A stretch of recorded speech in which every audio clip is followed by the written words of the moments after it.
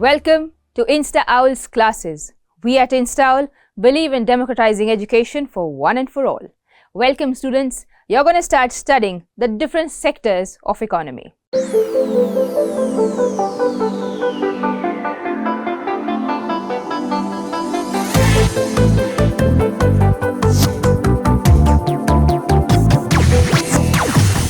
We're going to start studying what is the meaning of a sector and what is the meaning of an economic activity. Various economic activities, people are engaged in different activities, some producing goods and others providing services. Let's understand the terms. Economic activity means an activity done in exchange of money.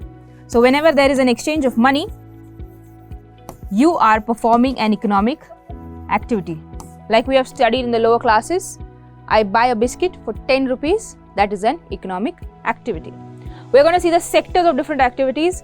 First, let's introduce us to what are goods and services. Good means products.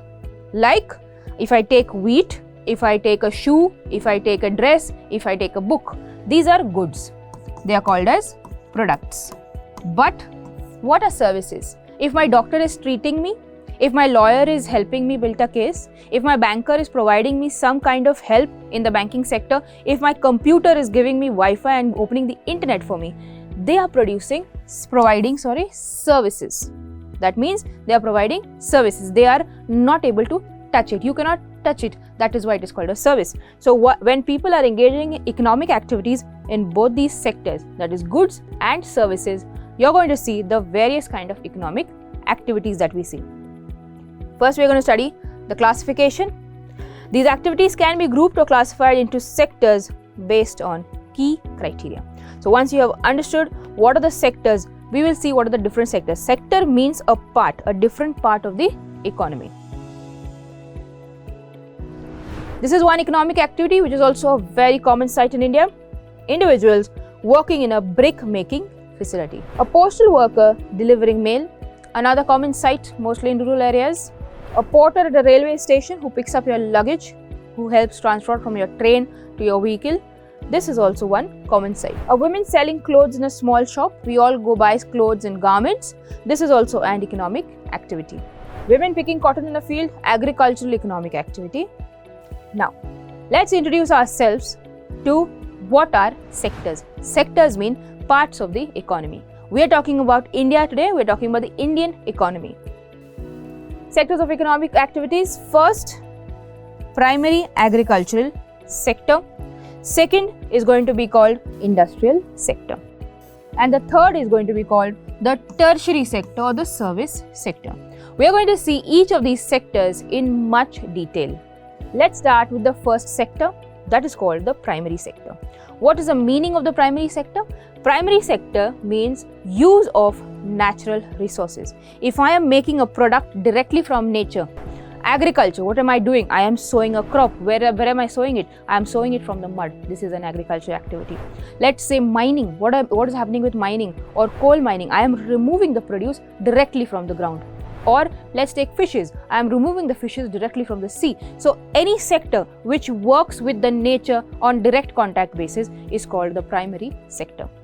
Activities like agriculture, dairy, fishing and mining rely on natural resources. What are the products? Cotton, milk and minerals. Foundation of other sectors forms the base of all other production, services or processes, is also known as the agriculture and related sector. Why? Because agriculture constitutes for the major part of this primary sector. That is why it is also called a agriculture related sector.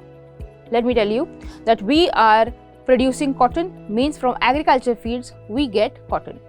Whenever you change or whenever you change that or you transform a product into another product, that is called as the secondary sector. So when I take cotton and cotton comes in cotton balls, when these woven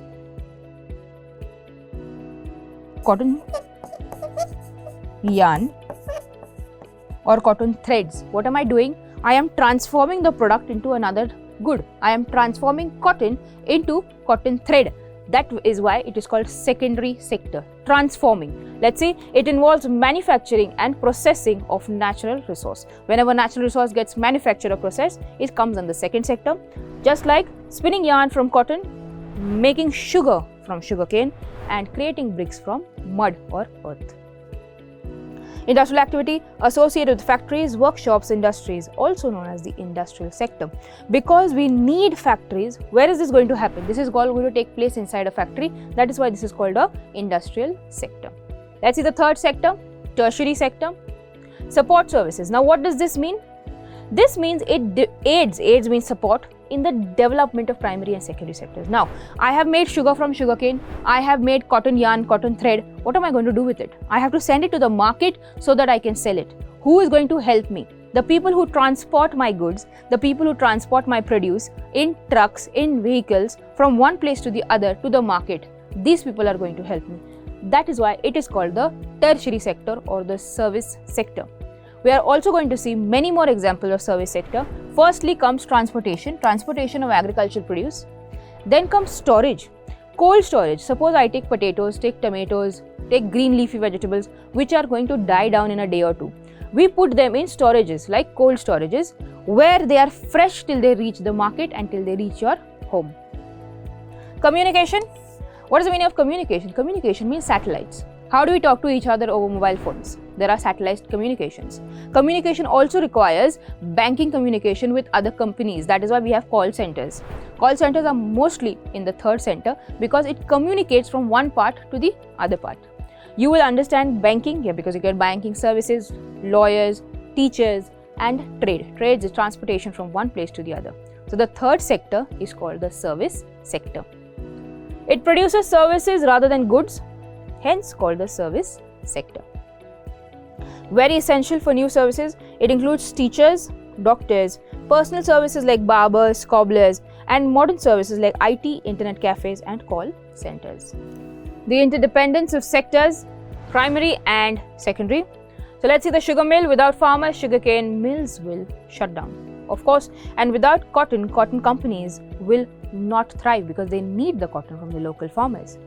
The cost impact on farming. Rising prices for fertilizers or equipment increases farming costs and reduces profits. So we are seeing the interdependence of both these sectors. Where is the sugarcane going to go? It is going to go to the sugar factory. That is why both the sectors are dependent on each other.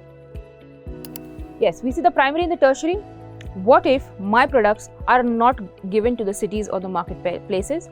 That time there can be a transport strike or it can spoil my produce. That is why primary and tertiary are also dependent on each other. Food scarcity and unsold produce in rural areas if the transport halts.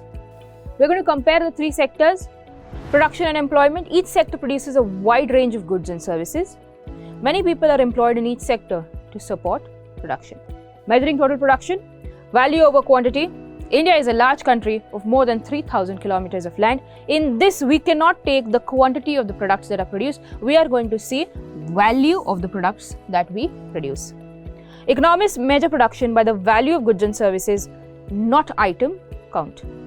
The final goods, only final goods are counted to prevent double counting. Please understand the concept of final goods. Final goods, let's see. This is wheat. The wheat is converted into flour.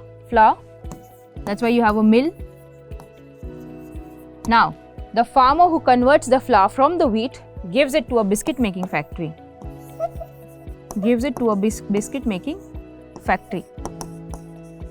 Now, in the factory, the flour is going to be added with sugar plus butter plus some kind of chocolate if you're making chocolate biscuits. And then the biscuit is going to be sold in the market. The full biscuit is going to be sold in the market. Now, when I say final goods, even though there are so many goods which are going, the wheat is going, the flour is going, then the sugar is going, the butter is going, the chocolate is going, I will still count in economics. While counting, I will only count the finished or the final good. I will not count these categories of goods. Why? Because it is very difficult if I start counting every ingredient which goes into the final product. You are going to study in economics that while counting the GDP of this country, we only take the final goods into account. While GDP counting, when I told you about the finished or the final product, supports the wheat that they cultivate is sold for 10 rupees per kg. The wheat flour is sold for 15 rupees per kg. The sugar, the butter, the chocolates all go inside and make biscuits which are sold for 100 rupees a packet. When I am counting the GDP of this country, when I pay 100 rupees for one biscuit packet, this is the maximum retail price, which includes the state and central government taxes in the MRP of the final product. Some money is going to go to the farmer. It is going to go to the farmer, it is going to go to the factory owner, it is going to go to the transporter. This 100 rupees is going to go to all these three sectors. But in GDP calculation, what is the amount that we use? We only use this amount for the biscuit which is calculated. But the money will reach the farmer because it is all inclusive. Let's see a new concept over here. We are going to be introduced to the gross domestic product of this country. What is GDP? It is a sum of the value of all final goods. Please do not write goods, please write final goods and final services produced within a country in a year. Within a country means within the geographical boundary. Within the geographical boundary. If we have an Indian company which is situated in the United States of America, Australia or in the Europe, that will not be counted. Anything and everything that is produced in the geographical boundaries of India will come inside the GDP. Let's see the importance. GDP represents the size of a country's economy. How big is India's economy will tell us by reading the GDP. In India, GDP is measured by a central government ministry using data from various states and union territories. You're going to study in much detail how the GDP is calculated by the Central Ministry of India. Let's compare the three sectors of economy and let's see the historical changes in the sector. What have we seen over the past? We have seen that initially it was very dominant in the early stages of India that more than 60%, 60 to 70% of people were in agriculture sector, that is the primary sector. Then we have seen that after the Industrial Revolution, even after India opened its economy, we started taking up such contracts where we started setting up factories and industries. So once facts, now this is agriculture. People are in agriculture, but then came factories. Then came factories, industries. So what did we do? Gradually, we started shifting to secondary sector. And why do we do that? Because geographically, if there were so many tomatoes going to be produced every day, those tomatoes have a shelf life of 2 to 3 days. How are they going to reach the market and far places like the northeast where it is very difficult to reach by train or by car or by a transport truck? So we started setting up units like factories and industries which were going to convert the tomatoes into tomato puree, set it up in cold storage and let it reach the farthest of the country points. That is why we had to build up industries and factories, and that is why we shifted to the secondary sector. Industrialization made manufacturing key. We have also seen during the last 10 to 20 years, we have seen that now the shift is from secondary to tertiary. Why? Because recently services has become the largest sector in developed countries. Today, we will not go to the market even to buy our vegetables or buy our shoes or buy our clothes because of Amazon, because of Flipkart, because of Blinkit. These are all technical giants who are getting us everything to our doorstep. So what has actually increased? The service sector has increased, the technology sector has increased, the IT sector has increased. So in the past 10 to 20 years, you will see many more examples where we are shifting from a primary sector to the tertiary sector. GDP by primary, secondary and tertiary sectors in India. In 73-74, you can see, now this is the money that we have in crores. These are the colors of the tertiary, secondary, the primary sector. In 73-74, almost, this is 40 years ago, you can see that three of them are in equal comparison to each other. Why? Because they are contributing equally to the GDP. Let's come to 2013 and 14, that is 10 years ago. You're going to see that this is the primary sector, this is secondary sector and this is tertiary sector. So maximum contribution to India's GDP, maximum money contribution, maximum employment contribution is going to come from the tertiary sector. Sectors in India, 1973-74 to 2013-14. What is the largest sector in 73-74? It was the agrarian or the primary sector. What is the largest sector in 13-14? That is the tertiary sector was the largest sector. Sector growth, analyze which sector grew the most over 40 years. It is the tertiary sector which grew most. And in 2013-14 GDP, State India's GDP in 2013-14, it has increased by crores of rupees because of the tertiary sector. Sector growth, tertiary became the largest producer by 2013-14, surpassing the primary sector in 73-74. What are the reasons? You might ask, why is this happening? Do we not produce our vegetables anymore? No, that's not the reason. The reason is because we need the tertiary sector. We need healthcare, we need education, and we need public services. Agriculture and industry growth boost demands for transport and trade. So agriculture is also increasing, but we need the tertiary sector to make the agriculture products reach our houses. What are the income effects? Yes. Now, because you have seen over the years, people have started earning a lot of money. The class, the standard of living has also increased with the people. So when people start earning money, they want to spend their money on tourism, they want to spend on proper education, on proper healthcare services. That is why also the tertiary sector is booming. Higher incomes increase demand for leisure, healthcare and education. Today even small children want an iPhone, even small children want mobile phones, iPads. What are they doing? They are increasing the demand for the tertiary sector. Tech services, rapid growth in IT and communication services. Uneven growth, yes. What is happening? But high-skilled jobs thrive, but many service jobs remain low-paying with few alternatives. So now we can see the growth in tertiary sector, but please understand that this is an uneven growth. Why? Because only high-skilled jobs, people who are technicians, who are professionals, who are vocationals, they get their jobs. But it is the service jobs which remain low paying, that is, the casual workers are very low paying in the tertiary sector. Now that you've been introduced to the GDP, we're going to understand what is the percentage of share of these sectors in our GDP, gross domestic product. Let's see, in 73-74, the GDP share up to 40% came from the primary sector. Means so much agriculture and agrarian products were there that maximum money or maximum income generation was from the first sector, primary sector. Almost 20 to 23% came from the secondary sector, and almost 30 and a little much more than 30 came from the tertiary sector. So like you can see,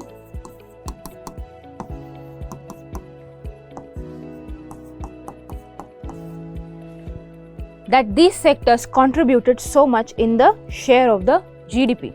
But let's see 40 years and you can see the difference. Almost 12% only comes from primary sector, and you can see 25% comes from secondary sector, but it is more than 40 to 50% that comes from the tertiary sector. So now you can see that the sectors have reassembled to provide more growth to the GDP. Today we have the tertiary sector which provides maximum amount of share to the GDP. Let's see what we've seen in this chapter. Economic activities, different economic activities which are performed in exchange of money. You have come across the three major sectors, the primary, the secondary and the tertiary. Primary because natural resource, secondary because it goes through manufacturing, and tertiary means transport, trade and essential services. We have also seen the interdependence of these three sectors. I hope you have understood the three sectors and how they are linked to each other. No sector individually can perform its best. They all are interdependent in all the three sectors. I hope you have understood this chapter and enjoyed studying the economic sectors with me. I will see you all in InstaOL's next video on the same chapter. Please keep watching.